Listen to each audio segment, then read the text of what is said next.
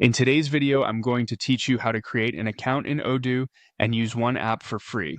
To get started, open your web browser and search for Odoo on Google.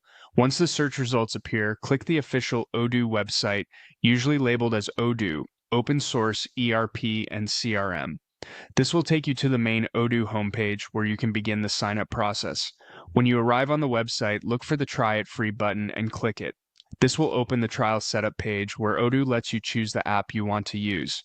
Since this tutorial is focused on using one app for free, browse through the available options and select the single app that best matches your needs.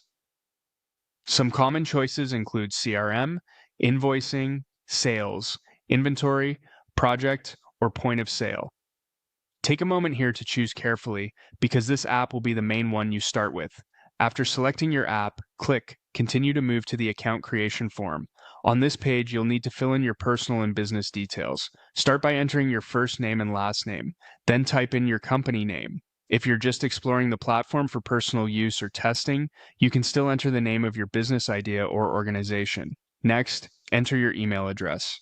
Make sure it's an address you can access, because platforms like Odoo often use email for account-related communication.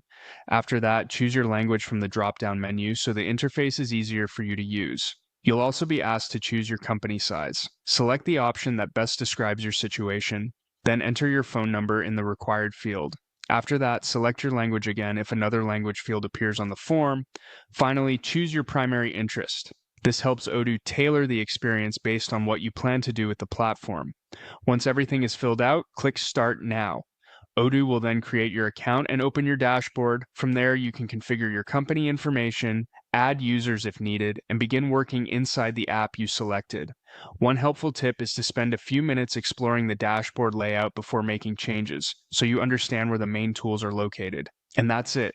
You've now created your Odoo account and started using one app for free. If you follow these steps carefully, the setup process is quick and straightforward.